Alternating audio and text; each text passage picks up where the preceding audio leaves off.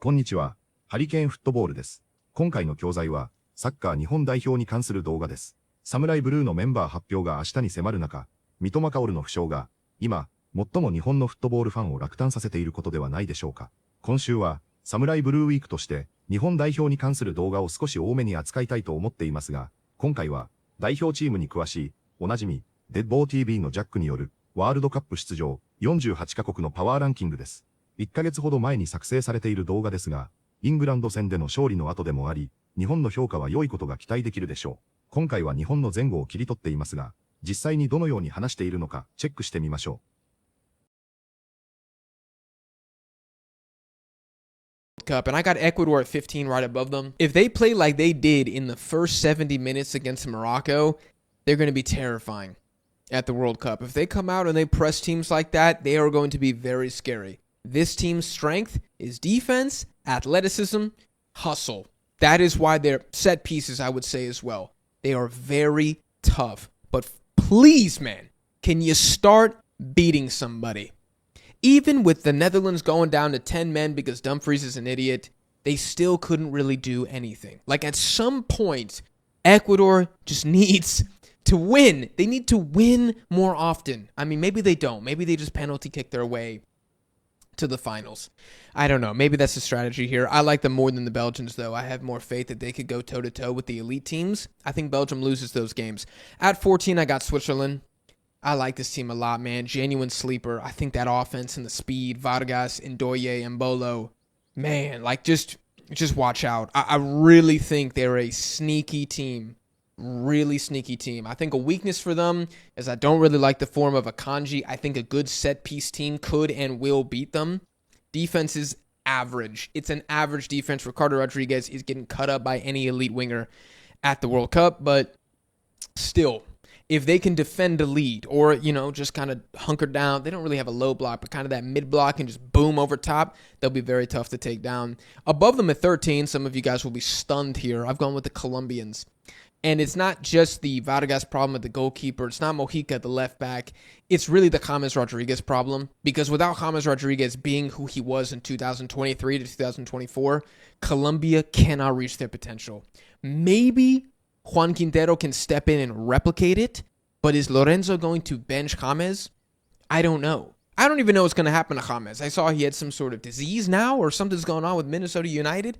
Like, this just isn't acceptable. It's not feasible if he is not at his best. And we haven't seen that in probably 4 windows now, at least for Colombia. So I still think they're a crazy dangerous team. I still think they gave the Croatians a hell of a game. I thought it was totally 50-50. And I don't think they were terrible against France. But the starting 11 still isn't finalized. And now you got one of your key guys just down tooling several levels. It is concerning. At number 12, this is probably going to piss people off as well. I've gone with Germany.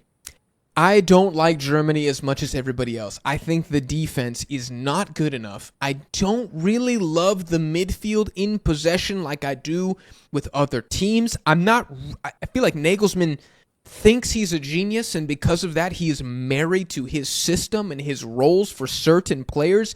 And while Germany is unbelievably talented, do not misunderstand me, the potential for these guys is huge. You want to talk about potential? I would have Ghana, maybe mid-20s. I'd have the Germans, top 8. Top 8 for sure if we're just talking potential. If we're talking about maximum ceiling, maybe even 5th or 4th. But I'm not seeing it. In the Swiss game, you can counterattack these guys. And what are teams going to do at the World Cup? Counterattack Germany. All day, every day. Making Jonathan Tah freaking run back and forth. That's what I see. Schlotterbeck, who else is typically in the back line? It doesn't matter. I can't think of anybody. I feel like Germany has the same problem, this sounds crazy to say, as Panama or as South Africa. They just have way more talent, and so as a result, it works better, right? Like in the Ghana game, they won 2-1, should have been way more goals. In the Swiss game, they probably should have scored maybe even more than 4 goals in that game. But they got Kai Havertz at the 9. I don't think without Musiala, they can fire at peak efficiency. I don't like Leroy Sané really too much anymore as a player. I'm just going to move on now. I think Germany at 12 is fine. Y'all want to get mad? You can. I got the Japanese above them at number 11. I think Japan ticks every single box. You have good World Cup qualifying performances. You have big wins against teams outside the region in Brazil and England. You have proficiency in two different styles, both possession and counterattack. And you have very good depth. I would say the best depth that any Asian national team has ever had, and it's not even close. My only worry for Japan is, number one, Moriyasu just being himself, rotating too much, giving a debut to somebody in a round of 32 game. Wouldn't be shocked. And also Japan's tournament mentality. The last Asian Cup was not good enough, and this is still a team that doesn't have the belief, I think, that they can win knockout games at a World Cup, because they never have. What happens if it goes to a penalty shootout? Are they mentally strong enough for that? That's what I need to see from Japan to say they're a top 10 team. At number 10, I have Morocco. I don't really have anything negative to say about Morocco. Like, super good, definitely top 2 team in Africa, very hard to kill, great defense. I think my question mark for them is, now that Regragui is gone, I just still don't know if the new manager can take them to the next level. I didn't see anything in March that said take them to the next level. I don't think they looked worse, and I'm fair. I'm a reasonable human. These were his first games in charge. I can't move the needle for Morocco because the needle is already very high. I had them at 11th last ranking. Now I moved them up to 10th. I don't know if I can move them up any higher than that unless they have some big wins in the next window. But I'm telling you what, man, if you've seen Bunu keeps playing like he's playing, these guys could do the same thing that they did in 2022, I swear. Okay, Croatia next up at number 9. I do trust them a little bit more in a World Cup than I do for Morocco. These guys are Terminator FC. They don't F around. The entire team is very drilled at exactly what they need to do, and I think they have a little bit more of a specialty in the offense. These guys are lethal from crossing the ball from out wide. It's just they got big bodies in the box. They have great delivery. It seems like every single time. Everyone knows when to make the right run. Killing them at the World Cup is going to be really tough. I mean, like, I only see a good elite team, someone around them, taking them out. Like Croatia, I do really think that they're going to be tough. And I am also giving a little bump because I still don't know post-Regragui how good Morocco really is. But I'm going to go with my guy Zlatko, who's been with Croatia for like 10 years at this point. I would back him as a tiebreaker. 次は解説です。今回はあまり難しいボキャブラリーもありませんでしたので、ジャックもよく使っている比喩的な表現もいくつか解説しています。それでは本日の解説をチェックしてみましょう。Just kind of hunker down. ハンカーダウンは身を低くして耐えるというイメージの表現です。サッカーではリードした後に守備を固めるときによく使われます。特に深く引いて相手の攻撃を耐える場面で品質です。ローブロックやミドルブロックの説明でも使われ、また台風や嵐のニュースでも非常によく聞く表現です。外に出ず安全な場所で耐えるという意味でも使われます。ハンカーはしゃがみ込むという意味があります。そこから小さく構えて耐えるというニュアンスになりました。スポーツ英語とニュース英語の両方で役立つ表現です。Just kind of hunker down. Just kind of hunker down. Above them at 13, some of you guys will be stunned here. スタニヌは衝撃を受ける、呆然とするという意味です。普通のサプライズドよりも強い驚きを表します。驚きすぎて一瞬反応できないようなイメージです。スポーツでは大番狂わせの試合後によく使われます。ファンが騒然となったというニュアンスにも近いです。語源のスタンは気絶させるという意味があり、そこから感覚が止まるほど驚くという意味になりました。実況やニュース英語でかなりよく出る表現です。感情表現として非常にネイティブらしい単語です。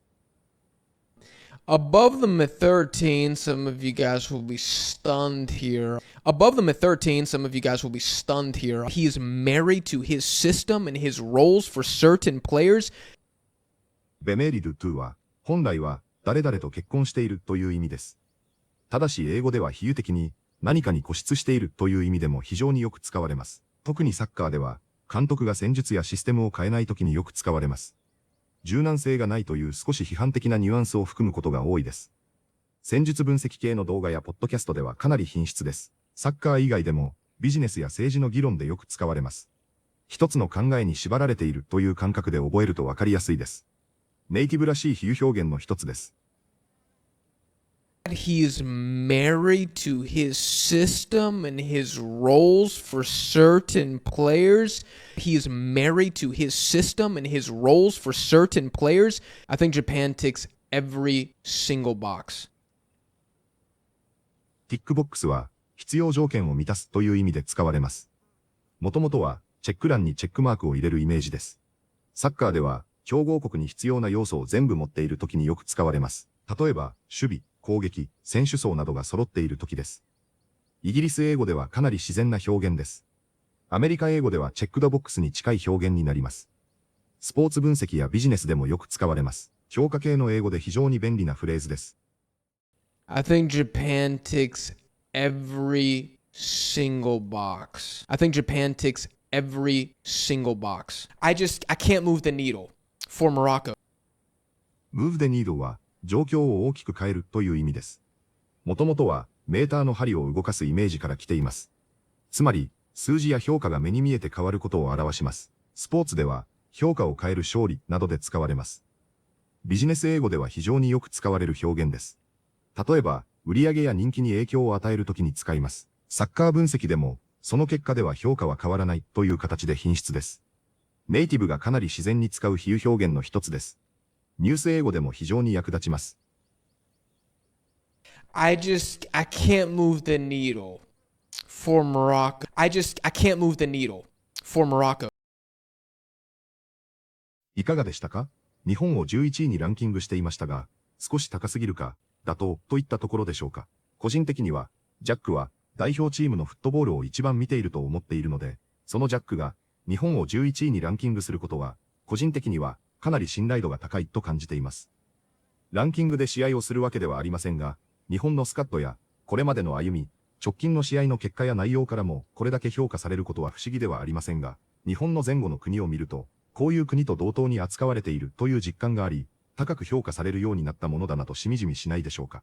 同時に、これ以上の評価になるには、これ以上のレベルになるには、やはりワールドカップでの成果が大きいでしょうし、特に決勝トーナメントでの勝利が大きな成果になるものでしょう。ワールドカップのノックアウトステージで初勝利を挙げ、ベスト8やベスト4のようなところまで行け、その翌年にアジアカップで優勝できれば、日本の評価は世界トップ5にも近づくようなイメージさえ持てますから、二次情報でも楽しんでいるような私としては、その世界観を見てみたいと思い、楽しみにしたいと思います。本日もご視聴いただきありがとうございました。またすぐにお会いしましょう。